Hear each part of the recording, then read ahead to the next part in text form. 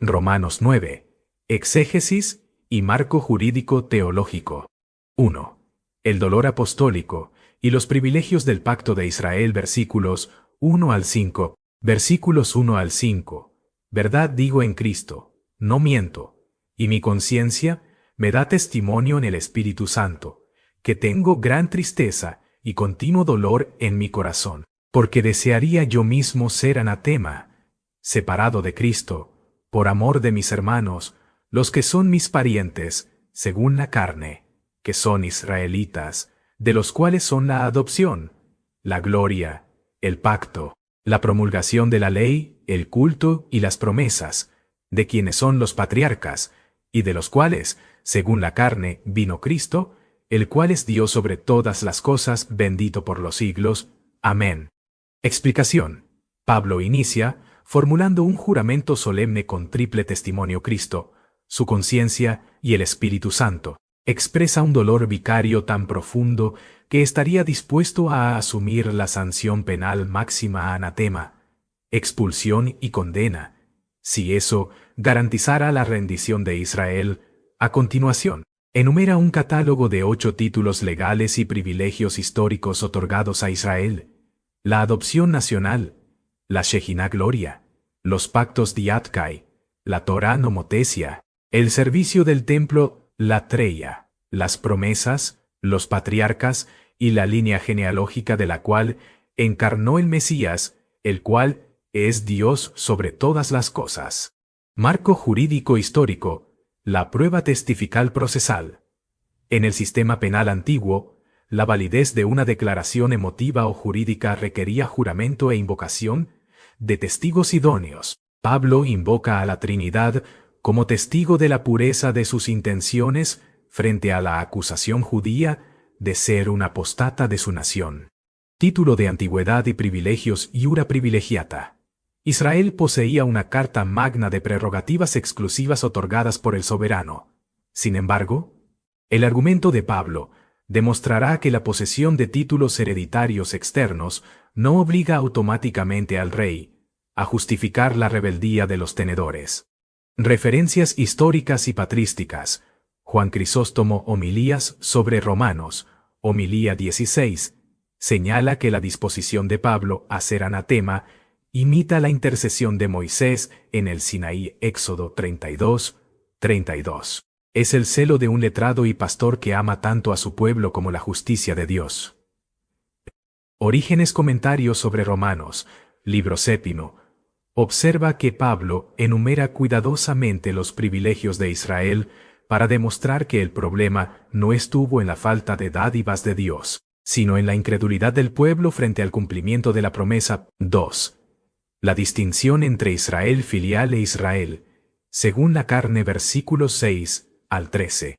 Versículos 6 al 9. No que la palabra de Dios haya fallado, porque no todos los que descienden de Israel son israelitas, ni por ser descendientes de Abraham son todos hijos, sino en Isaac te será llamada descendencia.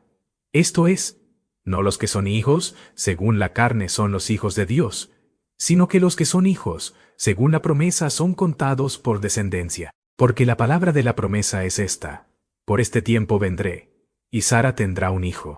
Explicación. Pablo aborda la objeción central: si Israel rechaza al Mesías, ¿ha quedado nula la palabra logos de Dios? La respuesta es un rotundo no. Pablo establece una clave hermenéutica y legal: el Israel del pacto jamás coincidió exactamente con la totalidad consanguínea de la nación. Dios nunca prometió salvar automáticamente a la masa biológica, sino al remanente de la promesa. Lo ilustra con Ismael e Isaac. Ambos eran hijos biológicos de Abraham, pero la elección del heredero del pacto dependió únicamente del decreto de la promesa divina pronunciado a Sara. Marco jurídico histórico: sucesión hereditaria e intención del testador, voluntas testatoris. En el derecho sucesorio antiguo, la transmisión del patrimonio principal no recaía de forma indiferenciada en todos los engendrados, sino estrictamente en el heredero designado e instituido en el instrumento formal de la promesa o testamento institutio aeredis. Ismael nació del esfuerzo natural. Isaac nació por intervención del decreto real. Referencias históricas y patrísticas. Agustín de Hipona de Civitate Dei, libro 16, enfatiza que Isaac representa a los hijos de la gracia y la libertad, mientras que Ismael representa a los hijos de la ley e inclinación carnal. La descendencia legítima se define por la promesa, no por el vientre. Versículos 10 al 13. Y no solo esto, sino también cuando Rebeca concibió de uno, de Isaac nuestro padre, pues no habiendo aún nacido, ni hecho aún ni bien ni mal, para que el propósito de Dios conforme a la elección permaneciese, no por las obras sino por el que llama, se le dijo, el mayor servirá al menor, como está escrito, a Jacob amé, mas a Esaú aborrecí. Explicación. Para cerrar la vía a la objeción de que Ismael fue descartado por tener una madre diferente a Agar, Pablo presenta el caso supremo de Rebeca. Concibió mellizos de un mismo padre Isaac, y en un mismo acto, antes de que los niños nacieran o cometieran acto alguno bueno o malo, el soberano emitió el veredicto: el mayor servirá al menor. Esto demuestra que el principio de la elección eclog no se basa en méritos previos obras, sino en la libertad absoluta e incondicional del decreto del rey, el que llama. Marco jurídico histórico: inaplicabilidad de la primogenitura por prerrogativa soberana. En las culturas del cercano Oriente y en el derecho arcaico, el primogénito Esaú poseía el derecho automático al la primogenitura. Sin embargo, Dios ejercita su potestad de suprema soberanía, abrogando la norma consuetudinaria, para demostrar que el reino no es una herencia de sangre, sino un otorgamiento de gracia. Lenguaje judicial de amor y aborrecimiento. En la terminología de pactos del antiguo cercano Oriente, y en el hebreo profético de Malaquías 1, 2, 3, amar equivale a escoger ratificar el pacto con un vasallo, y aborrecer significa no escoger, pasar de largo respecto a los privilegios del pacto. Referencias históricas y patrísticas. Agustín de Hipona, Epístola a Simpliciano.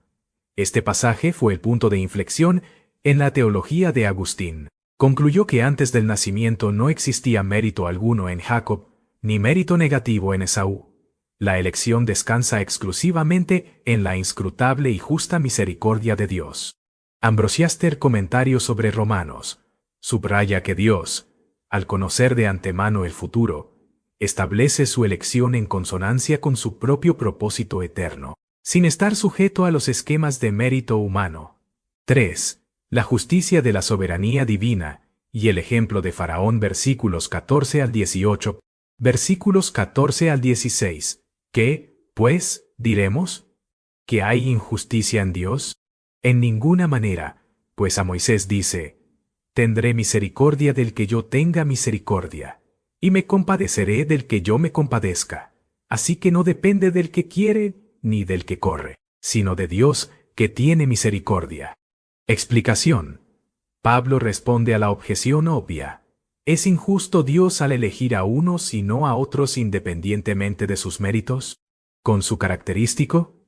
En ninguna manera. M. Enoito rechaza el cargo, citando Éxodo 33:19. Demuestra que la misericordia no es una deuda que el Creador deba a nadie, sino una prerrogativa real de pura gracia. La salvación y la inclusión en el pacto no dependen del deseo del hombre del que quiere ni del esfuerzo humano del que corre, sino de la libre e incondicional decisión de la corte divina. Marco jurídico histórico. Naturaleza del indulto real ius gratiandi. En el derecho público antiguo y moderno, el indulto concedido por el soberano a un reo condenado no es un acto exigible por derecho ni una obligación contractual. Si el soberano indulta a un reo y ejecuta la pena en otro igualmente culpable, no comete injusticia con el sancionado, imparte estricta justicia al uno y muestra gracia soberana al otro. Referencias históricas y patrísticas. Juan Crisóstomo, homilía sobre Romanos, homilía 16, aclara que no se anula la voluntad humana, sino que se pone en su correcto lugar subordinado. Por mucho que el hombre corra o quiera, no puede comprar la salvación si el soberano no le otorga la gracia. Agustín de Hipona en Chiridión subraya que toda la masa humana estaba arruinada en la culpa. Por lo tanto, los que son salvos reciben misericordia inmerecida, y los que son dejados sufren el juicio merecido. Versículos 17 al 18. Porque la Escritura dice a Faraón: para esto mismo te he levantado, para mostrar en ti mi poder, y para que mi nombre sea anunciado por toda la tierra. De manera que de quien quiere, tiene misericordia, y al que quiere endurecer, endurece. Explicación.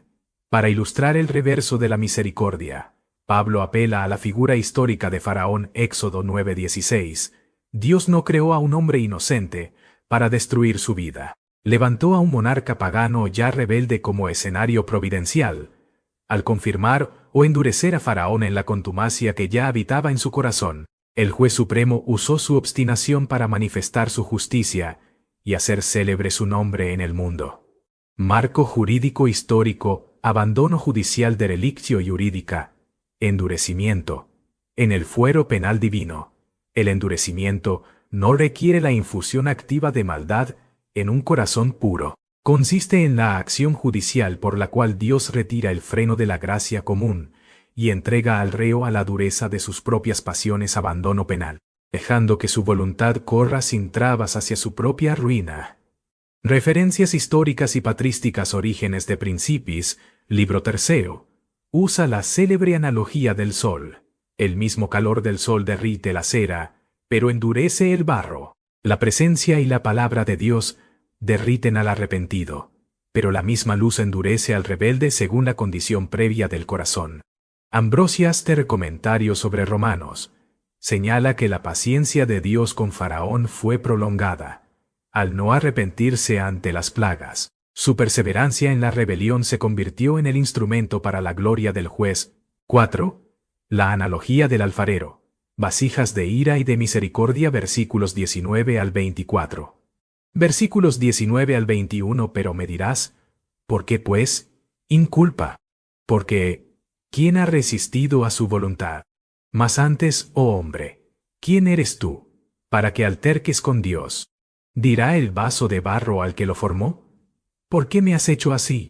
¿O no tiene potestad el alfarero sobre el barro, para hacer de la misma masa un vaso para honra y otro para deshonra? Explicación. Pablo anticipa la segunda objeción fatalista. Si nadie puede frenar el decreto de Dios, ¿cómo puede el hombre ser judicialmente responsable? La respuesta del apóstol destruye la soberbia del objetor, recordando la abismal distancia ontológica entre el Creador y la criatura, citando la metáfora clásica de Isaías 45:9 y Jeremías 18:6. Pablo demuestra la absoluta potestad exousia del alfarero sobre la masa de barro para modelar instrumentos con diferentes propósitos y usos dentro del marco de su providencia. Marco jurídico histórico: dominio absoluto del Creador, dominium eminens. En el fuero del derecho divino de creación, el alfarero posee un título legal primario e incondicional sobre la materia prima. La criatura carece de legitimación procesal locus standi para entablar una demanda contra las decisiones constitutivas del Creador. La masa común, masa peccati, el barro del que se forman los vasos, no es una masa neutra o inocente, sino la masa de la humanidad ya caída en Adán, sobre la cual el alfarero ejerce su derecho de formar vasijas de honor y de deshonra. Referencias históricas y patrísticas. Juan Crisóstomo, Homilías sobre Romanos, homilía 16, resalta que el objetivo de Pablo no es negar el libre albedrío, sino enseñar la reverencia debida a Dios. Si respetamos la libertad de un artesano sobre su obra, cuanto más la del Creador sobre el hombre. Agustín de Hipona, de diversis questionibus ad simplicianum. Este pasaje es la piedra angular agustiniana para sostener que toda la humanidad es una masa perditionis. La elección de unas vasijas para honra es gracia pura, mientras que la destinación de otras para deshonra es justicia estricta. Versículos 22 al 24. Y que, si Dios, queriendo mostrar su ira y hacer notorio su poder, soportó con mucha paciencia los vasos de ira preparados para destrucción, y para hacer notorias las riquezas de su gloria, las mostró para con los vasos de misericordia que él preparó de antemano para gloria, a los cuales también ha llamado, esto es, a nosotros, no solo de los judíos, sino también de los gentiles. Explicación. Pablo abre una cláusula condicional, y que sí, para exponer el doble propósito de la providencia divina. Por un lado, Dios exhibe su paciencia y juicio, justo al soportar a los vasos de ira aquellos que por su propia contumacia están adaptados para el juicio. Por otro lado, esta demostración contrasta y resalta la inmensidad de las riquezas de su gloria, concedidas a los vasos de misericordia, a quienes el soberano predestinó de antemano y llamó eficazmente, tanto del pueblo judío como del mundo gentil. Marco jurídico histórico, distinción gramatical y jurídica en la preparación de los vasos de ira, preparados para destrucción, cat artismena, en voz pasiva o media. La Escritura no dice que Dios preparó activamente los vasos de ira para el mal. La humanidad caída se prepara a sí misma para la ruina mediante el pecado. Vasos de misericordia que Él preparó de antemano protoimasen, en voz activa explícita. Dios es el agente directo y activo que diseña, prepara y justifica de antemano a sus elegidos para recibir la gloria. Referencias históricas y patrísticas. Orígenes. Comentarios sobre Romanos. Libro séptimo. Observa que la mucha paciencia de Dios da tiempo al pecador para arrepentirse. Si el pecador la desprecia, la paciencia se convierte en el testimonio que valida la justicia de la condena final. Ambrosiaster. Comentario sobre Romanos. Subraya cómo el versículo 24 abre definitivamente la puerta legal del pacto. La llamada del Rey rompe las barreras nacionales e incluye a los gentiles dentro del fuero de los vasos de misericordia. 5. La prueba profética, inclusión de gentiles y el remanente. Versículos 25 al 29. Versículos 25 al 26, como también en Oseas, dice: llamaré pueblo mío al que no era mi pueblo, y a la no amada, amada, amada, y en el lugar donde se les dijo: vosotros no sois pueblo mío, allí serán llamados hijos del Dios viviente. Explicación. Pablo cita Oseas 2:23 y 1:10, originalmente dirigiéndose al reino del norte de Israel tras ser expulsado del pacto por su idolatría. Pablo aplica el principio legal a los gentiles, quienes carecían de estatus de ciudadanía divina o pueblo, loami, son constituidos hijos legales del Dios viviente mediante el nuevo decreto del Rey. Marco jurídico histórico, restitutio in integrum y adopción extranacional. En el fuero del pacto, la pérdida o carencia de estatus ciudadano impedía cualquier reclamación judicial de herencia. Dios ejercita su potestad de ascribir ciudadanía y derecho a biencia a extraños sin violar sus estipulaciones anteriores. Referencias históricas y patrísticas. Juan Crisóstomo. Homilías sobre Romanos, homilía 16, resalta la paradoja de la gracia. La distancia y ajenidad de los gentiles no impidió que el Rey transformara su condición mediante un solo acto de llamamiento eficaz. Versículos 27 al 29. También Isaías clama tocante a Israel: si fuere el número de los hijos de Israel como la arena del mar, tan solo el remanente será salvo, porque el Señor ejecutará su sentencia sobre la tierra en justicia y con brevedad. Y como antes dijo Isaías: si el Señor de los ejércitos no nos hubiera dejado descendencia, como Sodoma habríamos venido a ser, y a Gomorra seríamos semejantes. Explicación. Para defenderse contra la acusación de que la salvación de pocos judíos anula la promesa, Pablo cita Isaías 10:22-23 y 1:9. Demuestra que la Escritura anticipaba que no toda la masa biológica, sino estrictamente un remanente y poleima, heredaría las promesas en medio del juicio ejecutorio del Señor. Marco jurídico histórico, principio de la reserva legal del remanente. El contrato del pacto en el Antiguo Testamento contemplaba cláusulas de juicio sumario, donde la supervivencia del pueblo no dependía del volumen demográfico, sino de la preservación de un núcleo de fidelidad por pura iniciativa divina.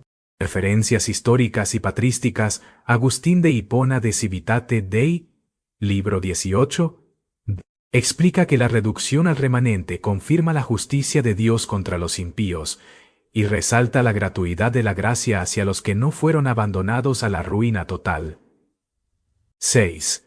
La paradoja de la justicia y la piedra de tropiezo, versículos 30 al 33, versículos 30 al 31, ¿qué, pues, diremos? Que los gentiles, que no iban tras la justicia, han alcanzado la justicia, es decir, la justicia que es por fe, mas Israel, que iba tras una ley de justicia, no la alcanzó. Explicación.